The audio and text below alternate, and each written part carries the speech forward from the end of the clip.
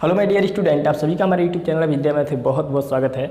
और जैसा कि हमने डायनेमिक्स में काइनेमेटिक्स चैप्टर को स्टार्ट किया हुआ था, जिसकी फर्स्ट वीडियो आप इसी वीडियो के डिस्क्रिप्शन बॉक्स में जाकर देख सकते हैं, जहां पर मैंने मैकेनिक्स का प्लेलिस्ट लिंक डाल दिया हुआ था।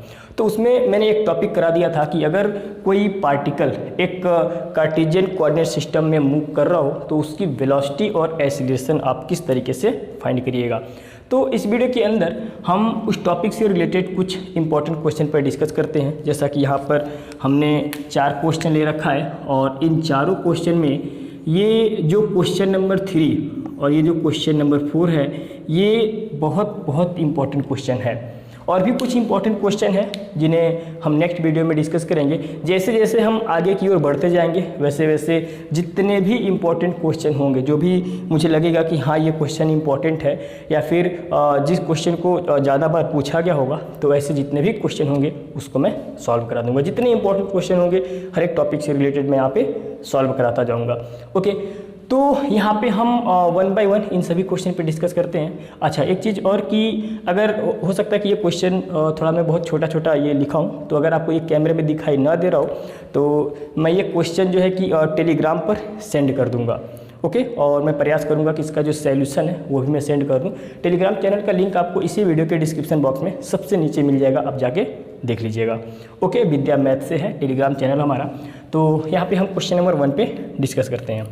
ओके, तो यहाँ पे क्वेश्चन नंबर 1 राइट, आप देख सकते हैं कुछ इस तरीके से of a moving point at time t are given by x equal a cos t and y equal a sin t, find its path, velocity and acceleration. Okay, move कर रहे हैं किसी पार्टिकल का जो पोजीशन है किसी time t पर, वो कुछ इस तरीके से दे रखा है। तो हमें क्या करना है कि हमें उसका पाथ फाइंड करना है, मतलब कि इक्वेशन ऑफ पाथ हमें निकालना है, उसकी वेलोसिटी निकालनी है और एक्सीलरेशन हमें फाइंड करना है। ओके, तो यहाँ पे हम चलिए, यहाँ पे क्या गिवन है।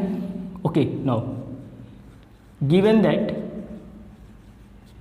That x equal a cos t, इसको मैं इक्वेशन नंबर 1 मान लेता हूँ, और y इक्वल गिवन है a sin t राइट। पहली चीज़ तो हमें यहाँ पे क्या करना है कि पाथ फाइंड करना है, मतलब कि पथ का समीकरण हमें निकालना है। तो जब बात समीकरण की हो तो उसमें x और y इन्वॉल्व होता है राइट, कांस्टेंट टर्म भी होते हैं। तो यहाँ पे अगर आप इन दोनों इक्वेशन को देखें तो अगर हम क्या करें कि इक्वेशन 1 और इक्वेशन 2 को अगर स्क्वायर करके ऐड कर दें राइट, तो हमारा इक्वेशन ऑफ पाथ मिल जाएगा राइट। तो यहाँ पर हम वही काम करेंगे। ओके, नाउ इक्वेशन, एक मिनट, नो, इक्वेशन 1 का स्क्वायर प्लस इक्वेशन 2 का स्क्वायर, मैं ऐसा कर रहा हूँ। तो देखिए यहाँ पे क्या होगा, नो, x का स्क्वायर प्लस ये हो जाएगा y का स्क्वायर, और यहाँ पे क्या हो जाएगा a cos t का square plus a sin t का स्क्वायर। तो यहाँ पे आप देखेंगे तो ये जो स्क्वायर होगा, देखिए अभी मैंने सिंपल क्वेश्चन ले रखा है राइट, थोड़ा सा मैं बेसिक से आपको स्ट्रांग करता चलूँगा राइट। तो यहाँ पे ये हो जाएगा a का स्क्वायर, ये हो जाएगा cos स्क्वायर t प्लस ये स्क्वायर इस पर होगा तो a का स्क्वायर sin स्क्वायर t। अगर आप देखेंगे तो दोनों में क्या कॉमन होगा, a स्क्वायर कॉमन होगा, तो यहाँ पे आ जाएगा cos square t plus sin square t right. तो यहाँ पे ये तो हो गया 1, और क्या बच गया, a स्क्वायर बच गया राइट। तो यानी कहने का मतलब ये हुआ कि ये हमारे पास इक्वेशन मिल गया राइट। ये किसकी इक्वेशन है, तो ये सर्किल की इक्वेशन है, और ये हमारी पथ की इक्वेशन है राइट। आप यहाँ पे बोल सकते हैं this is the equation of path right, ये पथ का समीकरण यहाँ पे आ गया। ओके, अब मुझे देखिए वेलोसिटी भी फाइंड करनी है। तो यहाँ पे हम वेलोसिटी कैसे फाइंड करेंगे, इसके लिए हम क्या करेंगे कि इसको हम डिफ्रेंशिएट करेंगे राइट। नाउ डिफ्रेंशिएट इक्वेशन 1 और 2 दोनों को हम डिफ्रेंशिएट कर दे रहे हैं right. Differentiate equation 1 and 2 with respect to t right. तो यहाँ पे देखिए ये हमें क्या मिल जाएगा, ये मिल जाएगा dx बाई dt राइट। और कास का डिफ्रेंसिएशन आप जानते हैं माइनस साइन होता है, so this is minus sine t right. तो इसको हम मान लेते हैं इक्वेशन नंबर 3। हो सकता है कि हमें आगे ज़रूरत पड़े, ऐसी रिलेशन के लिए ज़रूरत पड़ेगी हमें। और यहाँ पे क्या आ जाएगा, ये dy/dt ए साइन का डिफरेंशिएशन क्या हो जाएगा, cos t। So this is equation number 4, right. तो अगर हम बात करें वेलोसिटी की, राइट, रिजल्टेंट वेलोसिटी की अगर मैं बात करूं तो यहाँ पे आपको पता है, अच्छा इस चीज़ को हम कुछ ऐसे भी लिखते हैं x डॉट करके। ये मैंने आपको इससे पहले वाली वीडियो में बताया था। अगर आपने काइनेमेटिक्स का वीडियो अगर आपने देखा होगा, ओके, तो आपको ये चीज़ें समझ में आ रही होंगी। फर्स्ट वीडियो में देखिए क्या है कि वहाँ पे मैंने मैकेनिक्स पर पूरा इंट्रोडक्शन दिया हुआ है, ओके। उसके बाद दूसरी वीडियो हमारी काइनेमेटिक्स की है, ओके। तो आप जाके देख लीजिएगा प्लेलिस्ट में, इस वीडियो के डिस्क्रिप्शन बॉक्स में प्लेलिस्ट आपको मिल जाएगी, राइट। तो इसको वाई डॉट से हम शो करते हैं। तो यहाँ पे ये रिजल्टेंट वेलोसिटी जो होती है वो कुछ इस तरीके से होती है, राइट, कुछ इस तरीके से जैसा कि मैंने आपको बताया था। तो यहाँ पे अगर आप इसको रखते हैं, so this is minus a sine t का square plus a cos t का स्क्वायर। तो देखिए यहाँ पे क्या हो जाएगा, मैं इसको थोड़ा सा फास्ट कैलकुलेशन करता हूँ, जिससे कि ये पावर इस पर होगा, इस पावर इस पर होते हो जाएगा ए का स्क्वायर साइन स्क्वायर टी, ए का स्क्वायर कॉस स्क्वायर टी, ए का स्क्वायर अगर हम कॉमन करेंगे तो sine square T plus cos square T होगा जो 1 हो जाएगा। और यहाँ पे हमारे पास क्या बच जाएगा, रूट ऑफ ए का स्क्वायर, और ये हमारे पास ए आ जाएगा, ओके। तो ये हमारे पास जो है कि रिजल्टेंट वेलोसिटी यहाँ पे हमें मिल चुकी है। तो अब मुझे एक्सीलरेशन फाइंड करना है। तो एक्सीलरेशन के लिए हम क्या करेंगे कि एक बार और हम इक्वेशन 3 और इक्वेशन 4 को डिफ्रेंशिएट करेंगे। तो यहाँ पे जो है कि मैं इसको क्लीन कर देता हूँ, right. Now differentiate now again differentiate equation 3 and 4, right, equation 3 and equation 4। आप अपनी भाषा में इन चीज़ों को लिख भी सकते हैं, right, with respect to t, right. तो इसको आप डिफ्रेंशिएट करेंगे तो आपको पता है कि इसको हम x ऐसे डबल डॉट करके शो करते हैं इसके ऊपर, और ये हो जाएगा क्या, d2x/dt² इक्वल, और ये क्या हो जाएगा, माइनस साइन का और डिफ्रेंशिएशन क्या होगा, कॉस होगा, सो माइनस ए कॉस टी, राइट। और यहाँ पे y डबल डॉट मीन्स की d2y/dt², यहाँ पे क्या आ जाएगा, कॉस का डिफरेंशिएशन माइनस होता है, राइट, माइनस साइन होता है, so this is minus a sine t, right. तो यहाँ पे अगर हम बात करें एक्सीलरेशन की, राइट, तो ये हमारे पास क्या मिल जाएगा, जैसा कि आपको पता होगा कुछ इस तरीके से होता है, राइट। तो यहाँ पे अगर आप वैल्यू पुट करेंगे सारा, तो मुझे लगता है कि अभी वही चीज़ मिल जाएगा जो वेलोसिटी वाला आया था, ओके। और यहाँ पे माइनस ए साइन टी का स्क्वायर, राइट। तो यहाँ पे क्या हो जाएगा, ये भी आप देख सकते हैं कि इसको जब आप सिंप्लीफाई करेंगे तो आपको ए मिल जाएगा, क्योंकि ये ए स्क्वायर होगा, इस पर ए स्क्वायर कॉमन करेंगे, cos square T plus sine square T 1 हो जाएगा, राइट। सो ए आ गया, ओके। तो यहाँ पे आप देख सकते हैं सिंपल क्वेश्चन था। तो यहाँ पे हमने जो इक्वेशन ऑफ पाथ था, वेलोसिटी था और एक्सीलरेशन था, ये तीनों चीज़ें हमने फाइंड कर लिया हुआ है। तो अब हम क्वेश्चन की ओर आगे बढ़ते हैं और डिस्कस करते हैं हम क्वेश्चन नंबर 2 पर, ओके। तो मैं उम्मीद करता हूँ कि ये जो क्वेश्चन है आपको समझ में आया होगा। चलिए क्वेश्चन नंबर 2 पर। तो क्वेश्चन नंबर 2 है, the coordinate of a moving point at time t are given by x equal this and y equal this.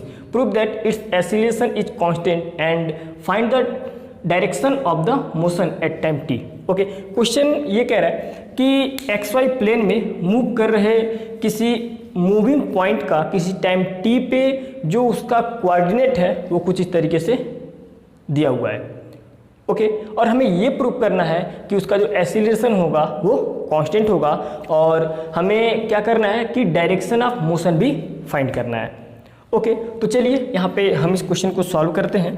तो यहाँ पे आप देख सकते हैं, नाउ गिवन दैट यहाँ पे आप देख सकते हैं इक्वेशन क्या दिया हुआ है, now x equal a 2t sine 2t, राइट। इसे हम इक्वेशन नंबर 1 मानते हैं। और y इक्वल गिवन है a 1 माइनस कॉस 2t, ये हो गया हमारे पास इक्वेशन नंबर 2, ओके। तो हम क्या करते हैं, एक्सीलरेशन निकालते हैं, ओके। तो यहाँ पे क्या हो जाएगा, नाउ डिफ्रेंशिएट कर रहे हैं। नाउ डिफ्रेंशिएट इक्वेशन 1 एंड 2 दोनों को हम डिफ्रेंशिएट कर रहे हैं with respect to t।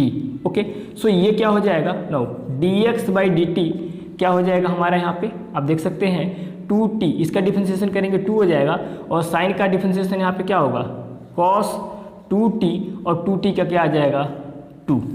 Okay, थोड़ा सा और इसको हम आगे सॉल्व करते हैं। तो यहाँ से आप देख सकते हैं कि टू कामन हो रहा, तो हमने यहाँ से 2 कामन किया तो आ जाएगा 1 plus cos 2t।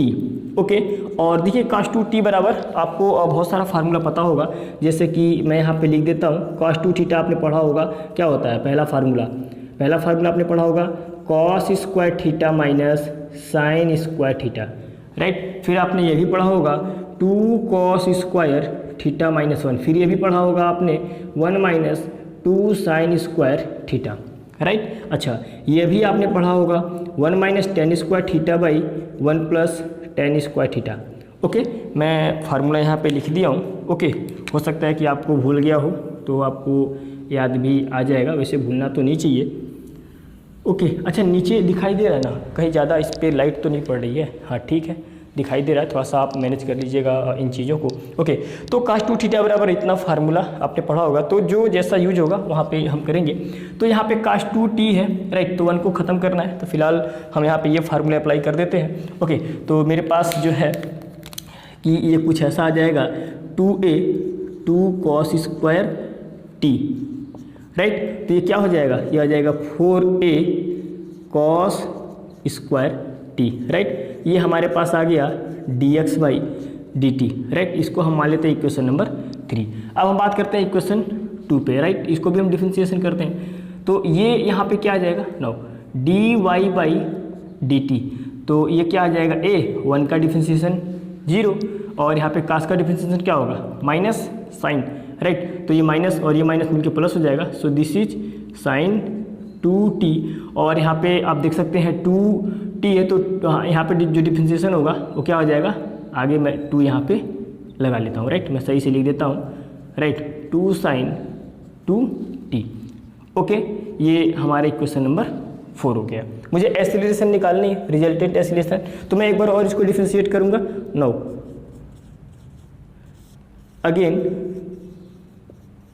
Differentiate equation 3 and 4 with respect to t, right.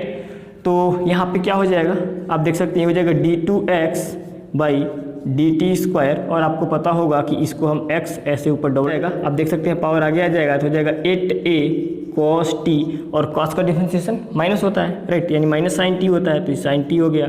Okay, तो यहाँ पे क्या हो जाएगा, थोड़ा सा और इसको अगर हम आगे बढ़ाएं तो हम इसको कुछ ऐसे लिख सकते हैं, इसमें से 2 हम क्या कर रहे हैं, कम कर दे रहे हैं, राइट। इसको हम कुछ ऐसे लिख सकते हैं 2 sine t into cos t, ऐसे लिख सकते हैं, बिल्कुल ऐसे लिख सकते हैं। और इतना बराबर हमारे पास फार्मूला आ गया, ये क्या होता है 4a sign 2t, right.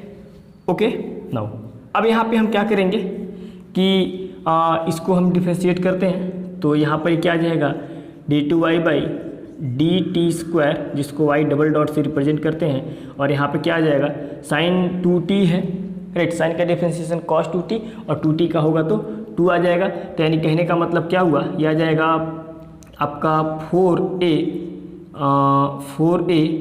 cos 2t, right. तो यहाँ पे आप देख सकते हैं कुछ इस तरीके से ये निकल आया है, और यहाँ पर हमारे पास ये कुछ इस तरीके से निकल आया हुआ है, राइट। तो अगर हम बात करें रिजल्टेंट एक्सीलरेशन की, राइट, रिजल्टेंट एक्सीलरेशन जिसको मैं कुछ ऐसे लिखूंगा, तो ये फार्मूला मैंने आपको बताया था कि ये क्या होता है x डबल डॉट का square plus y double dot का स्क्वायर, राइट। तो यहाँ पे ये आप देख सकते हैं कि क्या आया हुआ है, राइट। मैं यहीं पे चलिए बता देता हूँ, राइट। ये आया हुआ है आपका ये चीज़, राइट। तो यहाँ पे अगर आप रखेंगे -4a साइन 2t का स्क्वायर प्लस ये क्या आ जाएगा 4a cos 2t का स्क्वायर। तो देखिए होगा क्या कि जब ये पावर इस पर होगा तो ये 16 हो जाएगा, 16a square sine square 2t, और यहाँ पर भी 16a स्क्वायर कासी स्क्वायर 2t। तो दोनों में 16a स्क्वायर कॉमन होगा तो अंदर साइन स्क्वायर 2t प्लस कासी स्क्वायर 2t 1 हो जाएगा।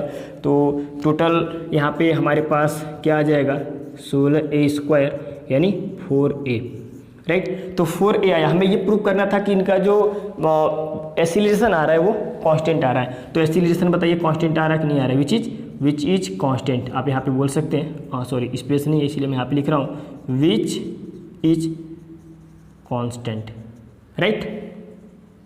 कांस्टेंट यहाँ पे आ गया हुआ है।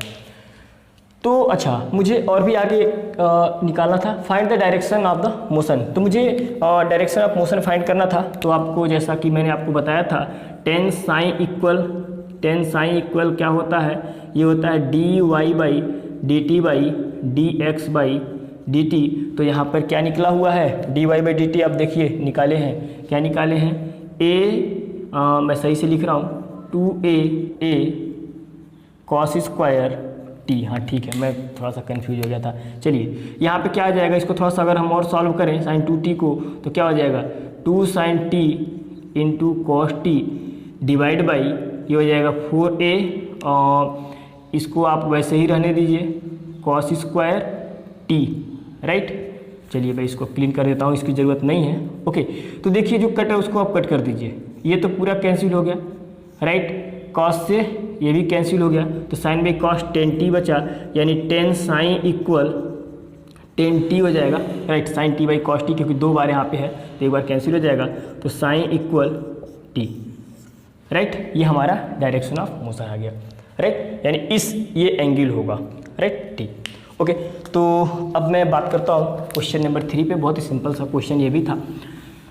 तो फिलहाल मैं बात कर रहा हूँ क्वेश्चन नंबर 3 पे। जैसा कि मैंने कहा कि क्वेश्चन नंबर 3 और क्वेश्चन नंबर 4 ये बहुत ही इंपॉर्टेंट है।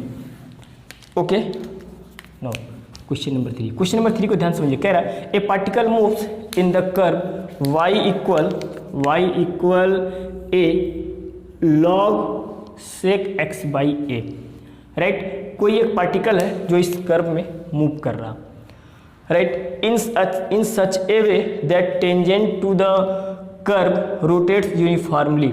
और ये इस प्रकार से मूव कर रहा कि उस पर जो टेंजेंट है वो यूनिफॉर्मली रोटेट हो रहा, राइट। यानी कहने का मतलब कि कुछ ऐसा, जैसे मान लीजिए इन जनरल ये कर्व है, ऐसे समझिए, राइट। तो ये कर्व है, तो इस पर पार्टिकल जो मूव कर रहा, राइट, किस समय इस तरह से है, राइट, इस तरह से। तो यहाँ पे कहने का मतलब यह कि ये यूनिफॉर्मली जो है कि रोटेट कर रहा, राइट, यूनिफॉर्मली रोटेट कर रहा कुछ इस तरीके से। तो यहाँ पे देखेंगे तो आप एंगल भी हर समय क्या होगा, अब आपको पता है टेंजेंट के लिए एंगल हमेशा कुछ साइन लिखते हैं, राइट। तो इस पॉइंट पर जब पार्टिकल होगा तो उसका एंगल कुछ और होगा, राइट। फिर यहाँ पे एंगल कुछ और होगा, फिर जब यहाँ पे पार्टिकल है तो एंगल कुछ और होगा, फिर ऐसे यहाँ पे पार्टिकल होगा तो उसका एंगल कुछ और होगा यहाँ पे, राइट। तो यानी एंगल जो होगा समय के टाइम के रिस्पेक्ट में वो चेंज होगा, राइट। तो ऐसे इन जनरल मैंने यहाँ पे आपको समझा दिया हुआ है। तो यहाँ पे देखिए हमें क्या करना है कि prove that the resultant acceleration of the particle varies as square of the radius of curvature. यानी कि हमें यहाँ पे सीधा ये कहे कि ये प्रूव करना है कि जो रिजल्टेंट एक्सीलरेशन होगा पार्टिकल का, वो प्रोपोर्शनल होगा किसके, radius of square of radius of curvature का, राइट। यानी कुल मिला के ये चीज़ हमें प्रूव करना है। रिजल्टेंट एक्सीलरेशन जो होगा वो प्रोपोर्शनल होगा किसका, square of radius of curvature का। ओके, तो हम यहाँ पे करेंगे क्या, पहले जो चीज़ें दी हुई है, राइट, उसको हम यहाँ पे लिख लेते हैं। कह रहा है कि ए particle moves in the curve, equation of curve क्या दिया हुआ है now, right. Question number 3, equation of curve, equation of curve is y equal a log sec x by a। अच्छा, ज़्यादा ऊपर तो नहीं हो गया ना, हाँ ज़्यादा ऊपर, हाँ ठीक है, ओके। ये हमारा इक्वेशन ऑफ कर्व गिवन है। अच्छा, आगे क्या कह रहा कि the tangent to the curve rotates uniformly, right. अब ये जो टेंजेंट, जैसा कि मैंने कहा कि वो यूनिफॉर्मली रोटेट कर रहा, तो रोटेट करने का मतलब कि जो एंगल होगा वो टाइम के रिस्पेक्ट में चेंज होगा। तो कुल कहने का मतलब ये हुआ, टेंजेंट के लिए जो हम एंगल यूज करते हैं वो साइन, जैसे कि आपको पता होगा। तो कहने का मतलब ये हुआ कि ये भी चीज़ गिवन है, राइट। अगर हम कहें कि d sine by d t, right, ये क्या है हमारे पास, कांस्टेंट है। ओके, समझ में आ रहा है मैंने कैसे लिखा, क्योंकि एंगल टाइम के रिस्पेक्ट में चेंज होगा, राइट। तो ये यूनिफॉर्मली है, तो इसका मतलब क्या हुआ कि d psi by d t क्या होगा, ये कांस्टेंट होगा, राइट। तो कांस्टेंट होगा तो इसको हम ओमेगा मान लें, राइट, कुछ ऐसे ओमेगा मान ले रहे हैं। ओके, तो यहाँ पे अब मैं क्या कर रहा हूँ कि मैं एक्सीलरेशन अब फाइंड कर रहा हूँ, राइट। अब मैं पहले एक्सीलरेशन फाइंड करने के लिए हमें, मतलब रिजल्टेंट एक्सीलरेशन फाइंड करने के लिए हमें क्या निकालना होगा, हमें जो है कि d2 y by d T square निकालना होगा और d2x by d T square, ये चीज़ें हमें निकालनी होगी। ओके, तो यहाँ पे हम क्या करते हैं कि यहाँ पे देखिए, यहाँ पे हम क्या करते हैं कि इसको हम डिफरेंशिएट करते हैं पहले, राइट। इसको हम डिफरेंशिएट कर रहे हैं, इसको मैं इक्वेशन 1 मान लेता हूँ और इसको मैं इक्वेशन 2 मान लेता हूँ, right. Now differentiate equation 1 with respect to मैं टी कर लेता हूँ differentiate, right. With respect to x मैं कर रहा हूँ, ओके, मैं गलत कर रहा हूँ, विथ रिस्पेक्ट टू एक्स मैं डिफरेंशिएट कर रहा हूँ क्योंकि वाई एक्स का यहाँ पे फंक्शन है। सो यहाँ पे क्या हो जाएगा, d y by d x अगर मैं करूँ तो ये यहाँ पे क्या हो जाएगा, ये हो जाएगा ए। लॉग का डिफरेंशिएशन क्या होगा, 1 बाई होता है। सो क्योंकि आप पढ़े ना लॉग एक्स है तो इसका डिफरेंशिएशन क्या होता है, 1 बाई एक्स, राइट। तो यहाँ पर ये नीचे आ जाएगा, तो सेक एक्स बाई ए, और सेक एक्स का डिफरेंशिएशन हम करेंगे तो क्या होगा, सेक एक्स इंटू 10x होता है, मतलब कि sec x by a into 10x by a. फिर यहाँ पे x बाई ए को डिफरेंशिएट करेंगे तो ये आ जाएगा 1 बाई ए, यानी ये ए से एक कैंसिल हो गया, सेक एक्स बाई ए से sec x by a cancel हो गया। तो d y by d x की अगर मैं बात करूँ तो ये मेरे पास आ गया 10x बाई ए। ओके, ये हमारे पास आ गया है, राइट। तो इसको मैं इक्वेशन नंबर 3 बना लेता हूँ, हो सकता है कि हमें आगे ज़रूरत पड़े, थोड़ा सा क्वेश्चन बड़ा है। ओके, तो d y by d x ऐसा आ गया। अच्छा, एक चीज़ आपको पता है कि d y by d x को हम जानते हैं, now d y by d x को हम क्या लिखते हैं, टेन साई भी लिखते हैं। तो इसका मतलब टेन साई बराबर क्या हो जाएगा, 10x बाई ए आ जाएगा, राइट। तो यहाँ से अगर आप देखें, मतलब d y by d x को हम 10 साई लिखते हैं, राइट। मैं ऐसे लिख देता हूँ, d y by d x को हम 10 साई लिखते हैं, तो इसका मतलब क्या हुआ कि 10 साई इक्वल 10x बाई ए। तो यहाँ से अगर आप देखें तो साई बराबर क्या आ गया, x बाई ए आ गया।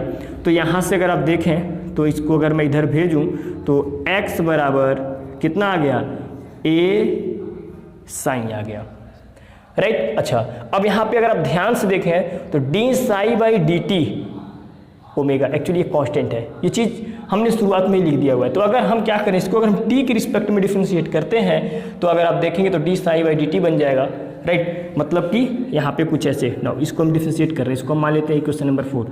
ओके, नाउ डिफरेंशिएट इक्वेशन, देखिए क्वेश्चन थोड़ा बड़ा है, ध्यान से समझिएगा एक स्टेप को। Differentiate equation 4 with respect to करते हैं तो क्या हो जाएगा, d x by d t equal a, psi का क्या हो जाएगा, d psi by d t, right. Now फिर इसके बाद आप जानते हैं कि d psi by d t क्या है आपके पास, ओमेगा। ओके, तो यहाँ पे आप लिख सकते हैं बाई, यहाँ पे चलिए बाद में आप लिख दीजिएगा D x by d t equal A, D psi by d t equal क्या है, ओमेगा है। और ये मैंने कैसे लिख रखा है इसको आप यहाँ पे समझिएगा, बाई इक्वेशन 2, राइट। और ये जो रिजल्ट यहाँ पर आया हुआ है इसको 4, तो इसको आप 5 बना लीजिए। ओके, अब यहाँ पे मुझे देखिए d2x by d T square चाहिए। ओके, तो यहाँ पे मैं क्या करूँगा कि एक बार और डिफरेंशिएट कर देता हूँ। नो, देखिए ज़्यादा इक्वेशन बन रहा है ना, आप घबराइए मत, राइट। आप अपने स्टेप पे चलते जाइए, कॉन्सेप्ट समझते जाइए। ओके, मुझे एक्सीलरेशन फाइंड करना है, तो एक्सीलरेशन के लिए जाहिर सी बात है कि आपको d2x/dt² चाहिए और d2y/dt² चाहिए, तभी तो एक्सीलरेशन मिलेगा, रिजल्टेंट एक्सीलरेशन। ओके, तो पहले हम ये चीज़ तो निकाल लेते हैं, उसके बाद आगे जो कहेगा हम आगे काम करेंगे। ओके, तो यहाँ से again differentiate equation 5 with respect to t, right. So यहाँ से हमें ये चीज़ क्या मिल जाएगा, d2x/dt², और ये एक्चुअली देखिए ये constant omega constant, both are constant, so और टोटल ये रियल कांस्टेंट आ गया, राइट। देखिए हमने d2x/dt² फाइंड कर लिया हुआ है, अभी बाद में आ रहा है। मुझे अब d2y/dt² निकालना है, तो एक्चुअली इसके लिए मुझे करना क्या पड़ेगा, 9। अब देखिए मुझे ये चीज़ d2y/dt² निकालना है, तो मुझे dy/dt तो पहले निकालना ही पड़ेगा ना। तो dy/dt देखिए हम कैसे निकाल रहे हैं, राइट। अब dy/dt है तो इसको लिख सकते हैं हम dy/dx लिख सकते हैं, और dx/dt हम ऐसा कर सकते हैं, क्योंकि dx कैंसिल होगा तो dy/dt हमारे पास बचेगा। अभी आ रहा है, थोड़ा सा बैठिए। अब यहाँ पे देखिए, अब dy/dx और dx/dt हमको पता है क्या है, dy/dx ये है, dx/dt ये है, तो यहाँ पे मैं किसका यूज कर रहा हूँ, by equation 3 and 5, equation 3 and 5 का मैं यूज कर रहा हूँ। तो मुझे dy/dt इक्वल dy/dx कितना आ जाएगा, ये आ जाएगा 10x/a, राइट। और यहाँ पे dx/dt क्या आ जाएगा, a ओमेगा आ जाएगा। तो यहाँ पर एक बार और हम डिफ्रेंशिएट कर देते हैं। सो dy/dt² इक्वल 10 का डिफ्रेंशिएशन, देखिए t के रिस्पेक्ट में हम कर रहे हैं, 10 का डिफ्रेंशिएशन क्या हो जाएगा, sec² x/a, राइट। और x/a का ओनली 1/a, x का डिफ्रेंशिएशन करेंगे और ये a ओमेगा तो है, और उसके बाद क्या हो जाएगा dx/dt, बिकॉज हम डिफ्रेंशिएट कर रहे हैं t के रिस्पेक्ट में, राइट। सो यहाँ से अगर हम देखें तो d2y/dt² इक्वल ये a से a कैंसिल, और यहाँ पे आप देख सकते हैं sec² x/a, राइट। यहाँ पे dx/dt क्या है, कहाँ गया, हाँ dx/dt a ओमेगा। तो यहाँ पे अगर आप रखें, राइट, ओमेगा तो है ही, यहाँ पे आप रखेंगे a ओमेगा, तो a ओमेगा², तो मैं सही से लिख रहा हूँ a ओमेगा² इंटू sec² x/a। ये आपने कैसे लिख रखा है, तो ये आपने लिख रखा है बाई इक्वेशन 5, राइट। आप ये साइड में लिखते रहिएगा, इसीलिए ताकि आपको थोड़ा सा मतलब याद रहे कि हाँ कैसे ये ऐसे यहाँ पे आया हुआ है। ओके, तो यहाँ पे देखिए जब हमें ये चीज़ मिल गई और जब हमें ये चीज़ मिल गई, तो जब ये दो चीज़ें मिल गई तो हम रिजल्टेंट एक्सीलरेशन हम फाइंड कर सकते हैं, राइट। उसके बाद हम रेडियस ऑफ कर्वेचर की बात करेंगे। ओके, तो हम एक काम कर रहे हैं कि इन सारी चीज़ों को अब हम क्लीन कर रहे हैं, राइट। एक चीज़ तो गड़बड़ हो गया, मुझे dy/dx थोड़ा सा, चलिए बाद में मैं लिख दूंगा। ओके, जो चीज़ मुझे चाहिए, ओके, वो मैं यहाँ पे लिख देता हूँ जिसकी इसमें हमें ज़रूरत है। जैसा कि हमने फाइंड किया हुआ था d2x/dt² हमने क्या निकाला था, ये तो 0 आया था, राइट, ये 0 आया था। और हमने क्या निकाला था, दूसरा चीज़ d2y/dt² हमने क्या निकाला था, यहाँ पे आप देख सकते हैं a ओमेगा² sec² x/a, राइट। अच्छा, dy/dx की भी हमें ज़रूरत पड़ेगी।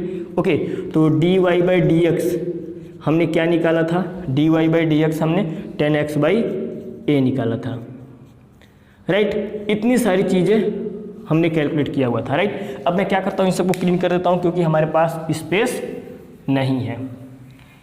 ओके, अब जरा ध्यान समझिएगा।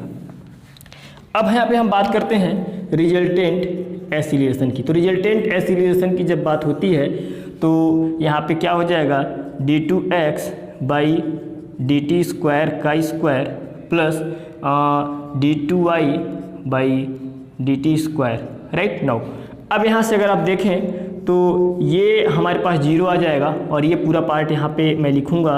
सो this is a omega square, now sec square x by a का होल स्क्वायर, स्क्वायर से ये अंडर रूट ए कैंसिल हो जाएगा। तो रिजल्टेंट एक्सीलरेशन हमारे पास क्या आ जाएगा, a omega square sec square x by a, right. This is the resultant acceleration. और हमें प्रूव क्या करना है, हमें ये प्रूव करना है कि जो रिजल्टेंट एक्सीलरेशन है this is proportional to radius of square of radius of curvature. Okay, question बड़ा है, जैसा कि मैंने कहा कि आपको हर एक बातों का ध्यान रखना है, आपको एक एक स्टेप जो है ना कि थोड़ा सा सोच समझ के चलना है। थोड़ा सा मैं इंक इसमें फिल कर ले रहा हूँ। चलिए मैं साइड का जो है कि क्लीन कर दे रहा हूँ, क्योंकि अब मुझे रेडियस ऑफ कर्वेचर निकालनी है। ओके, तो यहाँ पे मैं ऊपर का मैं ये क्लीन कर देता हूँ। Okay, now radius of curvature. Okay, अब देखिए जैसा कि आपको रेडियस ऑफ कर्वेचर का फार्मूला पता होगा। Now radius of curvature equal आप जानते होंगे 1 plus d y by d x का whole square whole to the power 3/2 divide by d2y by dt square, right. ये नीचे दिख रहा कि नहीं दिख रहा, हाँ ठीक है, थोड़ा सा मैनेज कर लीजिएगा, दिख रहा है। ओके, ये होता है हमारा रेडियस ऑफ कर्वेचर का फार्मूला। ओके, तो यहाँ पे हम यूज करते हैं नाउ रो इक्वल हमारे पास क्या आ जाएगा 1 प्लस, देखिए ध्यान से 1 plus d y by d x हमने क्या निकाला हुआ है, this is 10x/2, it means that this is 10 square x/2 whole to the power 3/2 divide by d2y by dt square हमने क्या निकाला था, तो 10x का डिफ्रेंसिएशन सेक स्क्वायर x/a 1/a, यानी हमने निकाला था 1/a सेक स्क्वायर x/a, और ऐसा कुछ हमने निकाला था। ओके, तो यहाँ से जो कैंसिल हो रहा उससे आप कैंसिल कर दीजिए। देखिए 1 + 10 स्क्वायर क्या हो जाएगा, ये हो जाएगा आपका sec square x/a whole to the power क्या हो जाएगा 3/2, और यहाँ पे क्या आ जाएगा, ये a ऊपर चला जाएगा 1/a, राइट। मैं सही से लिख देता हूँ, right. So rho equal 1 + 10 square है, now this is sec square x/a whole to the power 3/2, और ये a ऊपर चला जाएगा और क्या आ जाएगा सेक स्क्वायर x/a। तो आप देख सकते हैं ये 2 से ये 2 कैंसिल हो जाएगा, तो इस पे पावर क्या आ जाएगा 3 आ जाएगा, यानी क्या आ जाएगा a सेक q x/a, और यहाँ पे क्या आ जाएगा सेक स्क्वायर x/a। तो ये पूरी तरह से कैंसिल हो जाएगा, लेकिन एक बार बचेगा ये, राइट। सो रो इक्वल हमने फाइंड आउट कर लिया हुआ है a सेक x/a। ओके, ये चीज़ हमने यहाँ पे फाइंड आउट कर लिया हुआ है, राइट। तो अगर आप यहाँ पे, राइट, मैं इसको जो है कि कहाँ मैं लिखूँ, मैं क्लीन कर दूँ इसे। ओके, मैं क्लीन कर देता हूँ, राइट। देखा जाएगा जो होगा वो बाद में, क्वेश्चन हो सकता है कहीं गलत अगर हो गया हो तो फिर से मुझे लिखना पड़ेगा ना फिर से। चलिए कोई बात नहीं। अब देखिए जैसा कि मैंने ये चीज़ निकाला हुआ है, right, rho equal a sec x/a। Okay, now अब यहाँ पे इधर ध्यान से समझिएगा। अब जैसा कि हमने फाइंड आउट किया हुआ है resultant acceleration equal what, this is a square, ये क्या है a ओमेगा स्क्वायर, मैं थोड़ा सा अच्छे तरीके से लिख रहा हूँ, राइट। ओमेगा स्क्वायर a मैं इधर कर रहा हूँ सेक स्क्वायर x/a, राइट। ये चीज़ आपको समझ में आ रहा है, ये चीज़ मैंने यहाँ पे लिख रखा है, राइट। अब देखिए यहाँ पे क्या मैं इसको स्क्वायर करके इसको a कर सकता हूँ, बिल्कुल मैं कर सकता हूँ, कट जाएगा तो अपना जो ये था वो आ जाएगा, राइट। तो यहाँ पे देखिए क्या हो गया, क्या मैं इसको ऐसे लिख सकता हूँ omega square a into sec square x/a है, दोनों को मैं एक जगह स्क्वायर लगा सकता हूँ, राइट, एक जगह इकट्ठा करके। ओके, क्या मैं ऐसा कर सकता हूँ, बिल्कुल मैं ऐसा कर सकता हूँ, और इसके जगह पर मैं क्या पुट कर सकता हूँ रो, राइट, रेडियस ऑफ कर्वेचर। सो यहाँ पे आप देख सकते हैं रेडियस ऑफ कर्वेचर इक्वल, अब देखिए इसको मैं मान लेता हूँ k, राइट, क्योंकि ये कांस्टेंट है, ओमेगा स्क्वायर ए भी कांस्टेंट, ए भी कांस्टेंट, टोटल कांस्टेंट, तो मैं एक बड़ा सा k मैं ले लेता हूँ, राइट, और इसके जगह पे मैं क्या पुट कर सकता हूँ रो स्क्वायर। इक्वेशन नंबर पता नहीं क्या था, कोई बात नहीं, आप लिख लीजिएगा, राइट। तो यहाँ पे देखिए ये k है, तो क्या मैं ये नहीं कह सकता हूँ कि रेडियस ये क्या है, हाँ रिजल्टेंट एक्सीलरेशन, राइट। तो क्या मैं ऐसा नहीं बोल सकता हूँ कि resultant acceleration proportional to radius square of radius of curvature? क्या मैं ऐसा नहीं बोल सकता हूँ, राइट। यहाँ पे आ गया वेयर के equal this is A square omega square by a, right. तो आई होप कि ये चीज़ आपको यहाँ पे समझ में आया होगा, राइट। ये जो रिजल्टेंट एक्सीलरेशन है ये प्रोपोर्शनल है square of radius of curvature, right. तो ये चीज़ें जो है कि हमें प्रूव करनी थी और यहाँ पे हमने प्रूव। अच्छा यहाँ पे देखिए मैंने कांस्टेंट ओमेगा लेके चला हुआ है, कोई ज़रूरी नहीं है कि आप ओमेगा लेके चलिए, राइट। आप चाहे तो यहाँ पे के भी लेके चल सकते हैं, आप सी भी लेके चल सकते हैं, जो आपको कांस्टेंट अच्छा लगे आप यहाँ पे यूज करके लेके चल सकते हैं, राइट। तो मैं उम्मीद करता हूँ कि ये जो क्वेश्चन 3 था ये आपको समझ में आया होगा। थोड़ा सा ये बड़ा क्वेश्चन है, थोड़ा सा माइंड पे थोड़ा सा प्रेशर डाल के, ओके, हर एक चीज़ों को क्लियर करते हुए क्वेश्चन को सॉल्व करना है, घबराना नहीं है। क्या होता है ना कि बीएससी अगर आप कर रहे हैं तो क्वेश्चन तो बड़े आएंगे ही आएंगे, छोटे छोटे क्वेश्चन में थोड़ी आपको अब काम करना है, राइट। तो अब मैं क्वेश्चन पर डिस्कस करता हूँ, क्वेश्चन नंबर 4 पर। Okay, question number 4, right, 1 minute. अब जरा देखिएगा ध्यान से, क्वेश्चन नंबर 4 क्या कह रहा है कि a particle is acted on by a force parallel to the axis of y whose acceleration is lambda y। Question ये कह रहा है कि कोई एक पार्टिकल है जिस पे फोर्स एक्ट कर रहा, राइट, और वो फोर्स पैरेलल है वाई एक्सिस के, राइट। यहाँ पे मैंने जो ऐसे सिंबल लिख रखा है ना, इसका मतलब मैंने पैरेलल लिख रखा है, राइट। तो कह रहा है कि एक कोई पार्टिकल है जिस पर फोर्स एक्ट कर रहा और वो फोर्स क्या है कि वाई एक्सिस के पैरेलल है और जिसका एक्सीलरेशन कितना दे रखा है, एक्सीलरेशन कुछ इस तरीके से दे रखा है, देखिए ACC मैंने लिख रखा है ना, इसका मतलब एक्सीलरेशन है, एक्सीलरेशन दे रखा है lambda y square, sorry lambda y. कह रहा है कि and initially projected with the velocity a under root lambda, right, parallel to the axis of x at point y equal a। मतलब क्या कह रहा है कि और इनिशियली उस पार्टिकल को जो है कि प्रोजेक्टेड किया जाता है इस वेलोसिटी से, राइट। इनिशियली हम क्या कर रहे हैं कि उस पार्टिकल को प्रोजेक्ट कर रहे हैं इस वेलोसिटी से, जो वेलोसिटी क्या है कि x एक्सिस के पैरेलल है, और किस पॉइंट से प्रोजेक्ट किया जा रहा, तो y इक्वल a से उसे प्रोजेक्ट किया जा रहा है पार्टिकल को। तो कह रहा है prove that it will be describe a catenary. मतलब ये हुआ कि हमें ये प्रूव करना है कि जो पार्टिकल का जो पाथ होगा वो क्या होगा, वो डिस्क्राइब करेगा एक कैटेनरी को। मतलब कि जो पार्टिकल का पाथ होगा वो कैटेनरी होगा, राइट, वो कैटेनरी को डिस्क्राइब करेगा, right.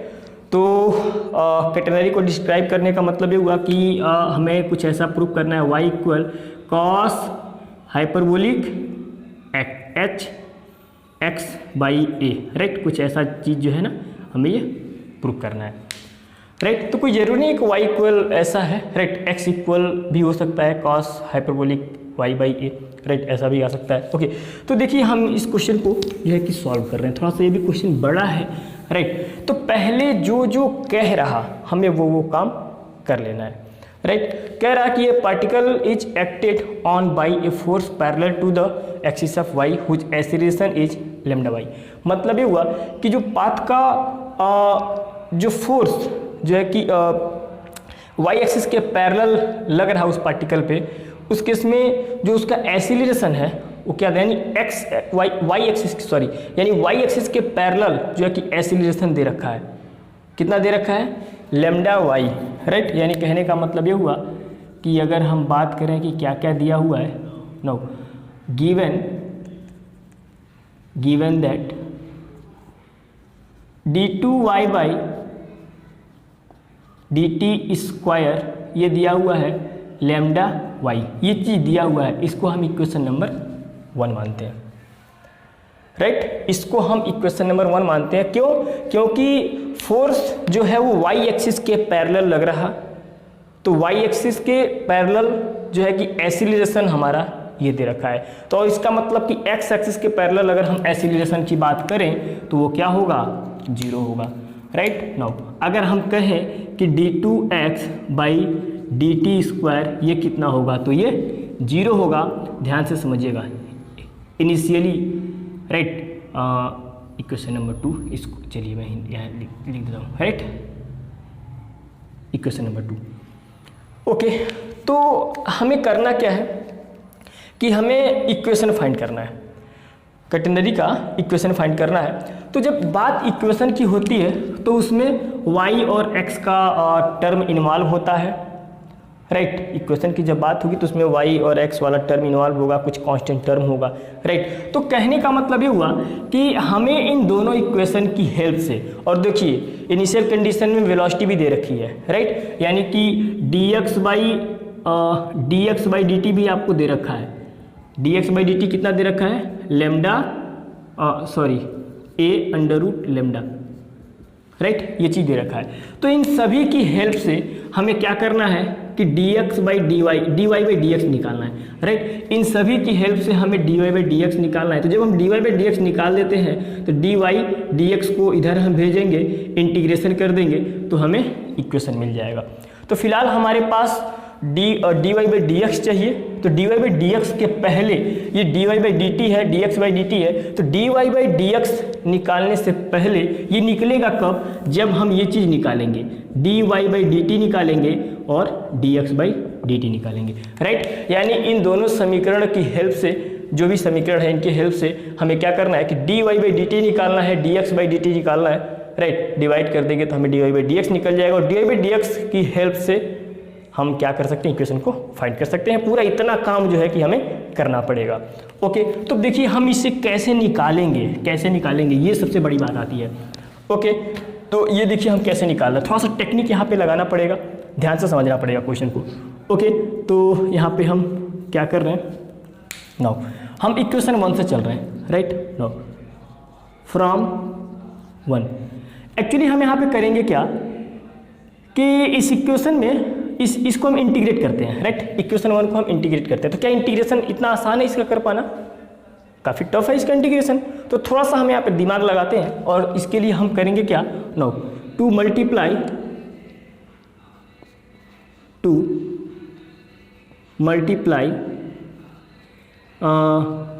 By dy by dx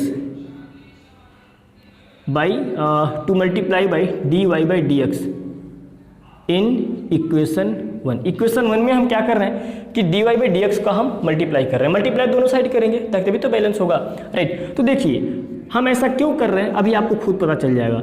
अगर हम dy बाई dx का मान लीजिए मल्टीप्लाई कर देंगे तो ये आ गया dy बाई dt का हम करेंगे, मैंने गलत बोल दिया, राइट, dy बाई dt का, राइट। तो यहाँ पे क्या हो जाएगा d2y by dt² into dy by dt, right. तो इधर भी हम करेंगे lambda y dy by dt।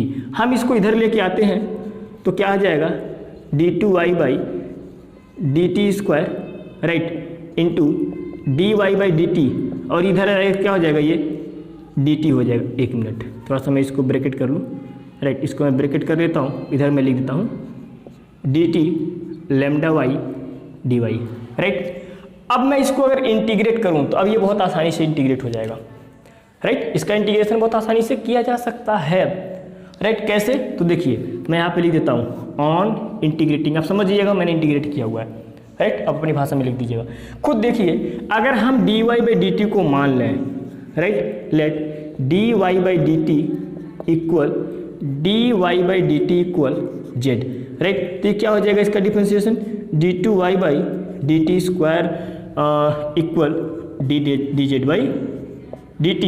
इसीलिए हम क्या बोल सकते हैं इंटीग्रल, इसके जगह पे ये कितना आया हुआ है dz बाई dt, और इसके जगह पे हम z रख सकते हैं, राइट। इसके जगह पे हमने z रख दिया, d2y बाई dt² ये जो भी आया इसके जगह पे हमने dz बाई dt रख दिया, और ये लास्ट में हमारा dt तो पहले से था, राइट, और ये हमारा उसी तरीके से था y dy। तो ये चीज़ यहाँ पे ये कैंसिल हो गया। तो बताइए हमारे पास क्या आ गया, इंटीग्रल z dt, इसको ब्रैकेट कर लीजिएगा, dz equal lambda y dy, right, कुछ ऐसा आ गया। जरा मैं चेक करूँ सब सही तो जा रहा है ना, क्योंकि कैमरा कभी कभी गड़बड़ा जा रहा है। ओके, चलिए अब मैं इसका इंटीग्रेशन कर देता हूँ, राइट, इसको मैं क्लीन कर देता हूँ।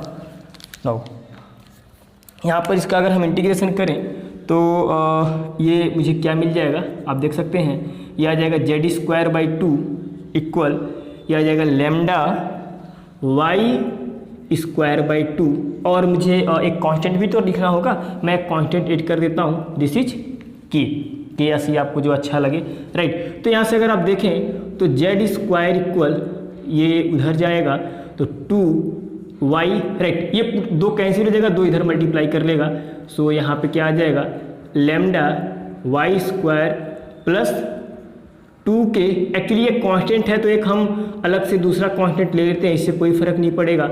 और z के जगह पे हम जानते हैं कि z इक्वल dy/dt है, सो dy/dt का square equal lambda y² plus c, right. और एट इनिशियली मैं जो कि इनिशियल कंडीशन में बात हो रही है, राइट, तो यहाँ पे देखिए मुझे इस कांस्टेंट की वैल्यू भी चाहिए, c की मुझे वैल्यू चाहिए, राइट। तो यहाँ पे हम जानते हैं now at initial condition, at initially, यहाँ पे इनिशियल की बात हो रही है और किस पॉइंट से जो कि प्रोजेक्ट किया जा रहा, तो आप देख सकते हैं x इक्वल टू a वाले से, राइट। तो इसका मतलब x इक्वल a पे, सॉरी मैं गलत बोल दिया, y इक्वल a पे, y इक्वल a से जो कि पार्टिकल को प्रोजेक्ट किया जा रहा है, तो इन दिस केस वहाँ पे x कोऑर्डिनेट क्या होगा, 0 होगा, यानी x की वैल्यू वहाँ पे 0 होगी। एट इनिशियली यहाँ पे y इक्वल a तथा उस पर क्या होगा, x की वैल्यू 0 होगी।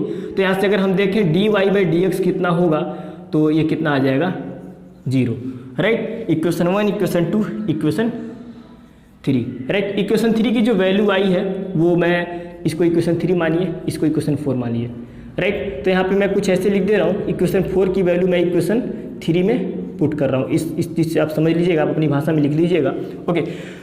तो जब मैं ऐसा करूँगा तो देखिए मुझे c की वैल्यू, कांस्टेंट की वैल्यू निकालनी है, तो ये तो हो गया आपका 0, राइट। लैम्डा y², y की जगह पे भी तो मुझे रखना होगा, राइट। तो ये क्या हो गया, a का स्क्वायर प्लस c, इसको मैं खींच के इधर लाऊंगा, तो c का वैल्यू हमारे पास क्या आ गया, lambda a minus lambda a², right. Now putting the value of c in equation 3। अब हम c की वैल्यू इस इक्वेशन में हम पुट कर देंगे, तो यहाँ पे हमारे पास क्या मिल जाएगा, dy/dt का स्क्वायर इक्वल लैम्डा y का स्क्वायर इक्वल c की वैल्यू हमारे पास क्या आई है, माइनस लैम्डा a का स्क्वायर। दोनों में अगर आप देखें तो क्या कॉमन हो रहा, लैम्डा कॉमन हो रहा, और इस स्क्वायर को हम उधर भेज देंगे, dy/dt इक्वल हमारे पास क्या आ गया, root of lambda y² minus a², right. ध्यान से समझिएगा, बहुत ही इंपॉर्टेंट ये चीज़। अब देखिए, अब dy/dt हमने फाइंड कर लिया हुआ है। हमने आपको क्या बताया था कि हमारा एम क्या है फाइंड करना, dy/dt dx/dt, dy/dt dx/dt, ये हमारा एम है फाइंड करना, राइट। तो मैं जो है इक्वेशन 4, इसको मैं इक्वेशन यहाँ पे फाइंड कर लिया हुआ है। तो देखिए यहाँ पे हमारा एम क्या है फाइंड करना, अब हमारा एम है dx/dt निकालना, ओके। क्योंकि जब dx/dt निकलेगा तब जाके हम dx/dt करेंगे, तो वहाँ से dy/dx हमें मिल जाएगा, राइट। तो dx/dt कैसे निकलेगा, तो यहाँ पे आप देख सकते हैं कि ये हमारा आया हुआ है d2x/dt² = 0, राइट। तो इसका हम इंटीग्रेशन करेंगे, तो इसका थोड़ा सा आप लॉजिकली सोचिए कि ये 0 कब आया होगा, जब dx/dt का क्या रहा होगा, कांस्टेंट रहा होगा। क्योंकि जब dx/dt कांस्टेंट होगा तो इसको जब हम डिफ्रेंशिएट करेंगे तो हमारे पास क्या मिल जाएगा, यहाँ पे 0 आ जाएगा, राइट। तो यहाँ से आप देख सकते हैं कि 1 मिनट, यहाँ से आप देख सकते हैं कि dx by d t equal from equation 2, right. तो यहाँ पे क्या है कि d2x by d T square है इक्वल टू 0। तो यहाँ से हम ये बोल सकते हैं कि ऑन इंटीग्रेटिंग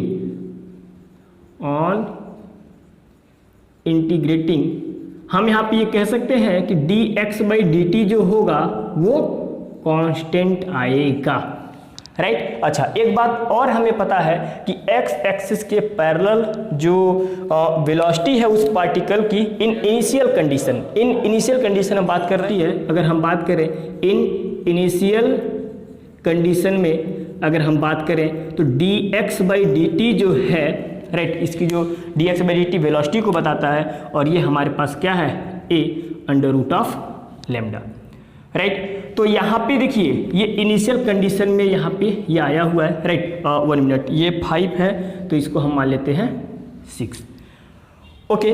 तो यहाँ पे अब देखिए मुझे क्या करना पड़ेगा कि dy बाई डी टी भी हमें निकल गया है, dx बाई डी टी हमें यहाँ पे निकल चुका है, राइट। तो यहाँ पे हमें क्या चाहिए, dy बाई डी टी चाहिए। तो यहाँ पे हम इसे क्लीन कर लेते हैं, राइट, क्लीन कर लेते हैं, ओके। तो यहाँ पे जो है कि अगर मैं बात करूँ dy बाई dx की, तो ये क्या आ जाएगा हमारे पास dy by d t by dx by d t, right. यहाँ पे देखिए ये यहाँ से तो dx by d t constant आ रहा है, बट अगर हम इनिशियल कंडीशन में बात करें तो जो पार्टिकल का जो वेलोसिटी है x एक्सिस के पैरेलल वो dx बाई डी टी क्या है, a under root of lambda. तो dx बाई डी टी वास्तव में हमारा ये और dy बाई डी टी ये। तो यहाँ पे अगर हम डिवाइड कर लें तो dy बाई डी टी हमारे पास क्या है, रूट ऑफ ये कुछ ऐसे है, right, lambda y square minus a square divide by a root of क्या है, लैम्डा, राइट। तो यहाँ से आप देख सकते हैं ये भी अंडर रूट में है, ये भी अंडर रूट में है, तो ये कैंसिल हो जाएगा। यानी dy बाई डी एक्स की अगर हम बात करें तो कितना आ जाएगा, ये आ जाएगा root of y square minus a square by a. यहाँ से क्या आ जाएगा, ये आ जाएगा आपका 1 by a d x equal 1 by root of y square minus a square d y, right. अब यहाँ से हम अगर इंटीग्रेशन कर दें तो 1 by a d x equal, और ये क्या आ जाएगा, मैं यहीं पे सिंबल ये लगा देता हूँ। तो यहाँ पे आप देख सकते हैं ये आ जाएगा आपका x बाई ए इक्वल, ये कितना आ जाएगा, आप इसका फार्मूला होता है कॉस हाइपरबोलिक y बाई ए, और एक हमें कांस्टेंट ऐड करना पड़ेगा, राइट। अब एक्चुअली हम बात कर रहे हैं इनिशियल कंडीशन में, तो जैसा कि आपको पता है, राइट, आपको पता है एट इनिशियली अगर हम बात करें तो यहाँ पे क्या हो जाएगा कि x इक्वल 0 होगा, क्योंकि y इक्वल टू a से बॉडी को प्रोजेक्ट किया जा रहा है पार्टिकल को, तो यहाँ पे x 0 और y इक्वल टू a। तो यहाँ पे अगर आप रखेंगे x 0 बाई 0 यानी a मिल गया, क्योंकि मुझे कांस्टेंट की वैल्यू निकालनी है। So cos hyperbolic y by a यानी a by a plus c, तो यहाँ से आ गया 0 यानी c बराबर 0। तो c की वैल्यू अब यहाँ पे हम पुट कर देंगे। सो x by a equal cos hyperbolic y by a, right. a को हम बहुत करेंगे तो इधर भेज देंगे, तो x इक्वल क्या आ गया, a, राइट। और करके हम लिख सकते हैं, जैसे कि हम इसे कुछ ऐसे भी लिख सकते हैं, राइट। y इक्वल क्या हो जाएगा, मैं x को y से मैं रिप्लेस कर देता हूँ। सो y इक्वल, क्योंकि इक्वेशन मुझे चाहिए, सो y इक्वल हम क्या बोल सकते हैं, a cos hyperbolic x by a, right. ये हमारा कैटेनरी का इक्वेशन आ गया, राइट। तो आई होप कि ये क्वेश्चन आपको समझ में आया होगा। थोड़ा सा ये क्वेश्चन बड़ा है, बट थोड़ा सा आपको धैर्य रखते हुए क्वेश्चन को जो है कि सॉल्व करना है, ओके। तो आई होप कि इतनी बातें आपको समझ में आई होगी। So thanks.